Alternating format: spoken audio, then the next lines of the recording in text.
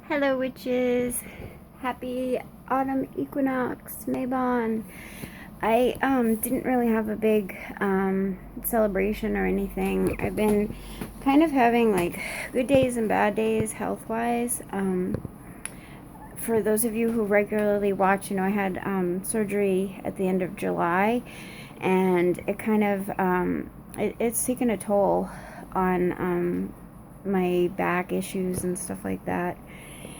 But anyway, I wanted to share something kind of weird that doesn't necessarily fall into the category of what we usually read or study. One of my children left this book with me thinking I'd like it, and it was one of those like literature you have to read it in high school books, and I actually never read this before, and so I started reading it, and it's actually amazing. I had heard about it, and I wasn't sure. I didn't really know too much about it, but Paradise Lost by John Milton. It's a little bit of a challenging read for those of you who have difficulty reading like Old English and stuff like that.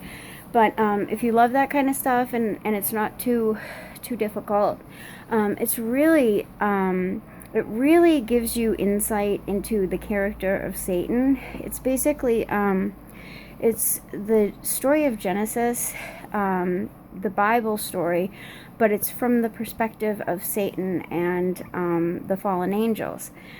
And it really gives you,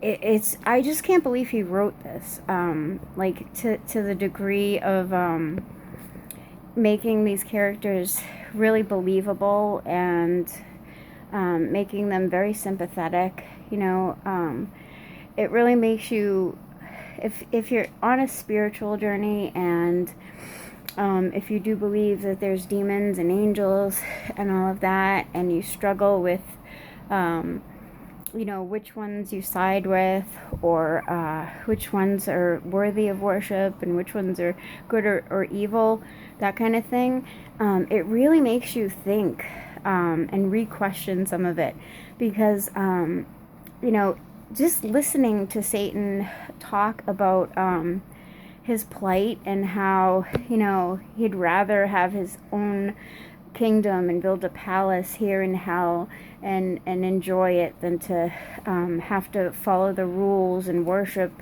and live in such restriction up there.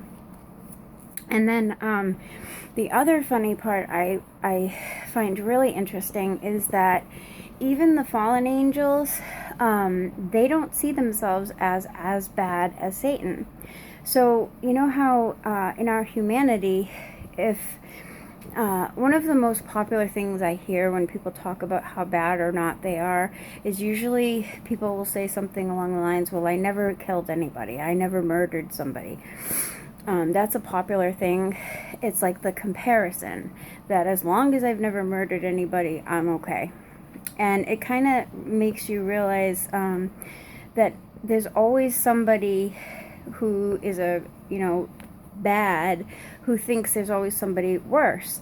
And the characters of the fallen angels, they feel like they still have some goodness in them, and so as they are contemplating interacting with people, they still have like some humanity in them, and it really makes you think about it like in a more personal, human kind of way.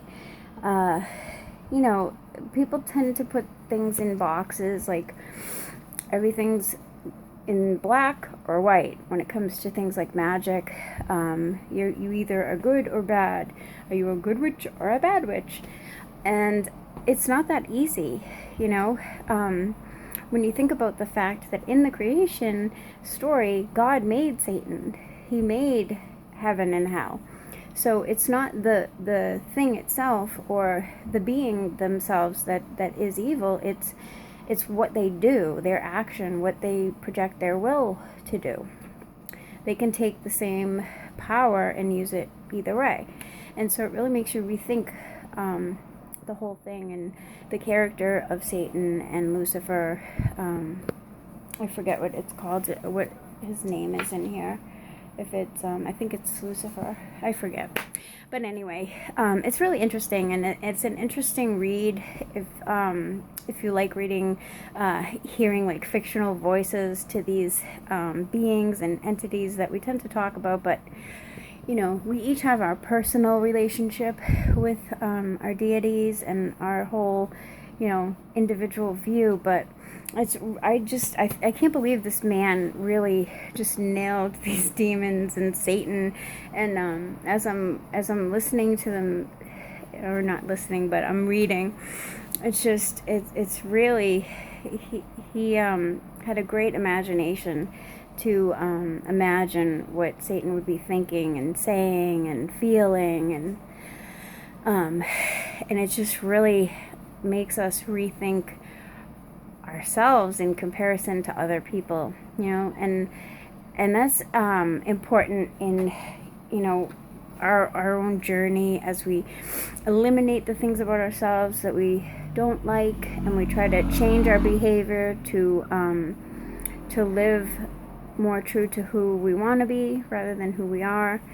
And that whole comparing ourselves, like we have these standards that as long as we don't get too close to a certain line, that we're okay. And sometimes we need to think outside past that line, or behind the line, or wherever it is you're shooting for. But I haven't got very far in the book yet, so I will let you guys know if anything drastically changes, or if I come up with some new insights or something based on reading this. But I don't know, I've never read like a story from Satan's perspective before, so it should be interesting. I'm going on a hayride tomorrow too. I'm going to be taking my youngest daughter. We went last year. It's like a hayride through a farm, and you get to stop off, pick a pumpkin, and yeah. Okay guys, blessed be.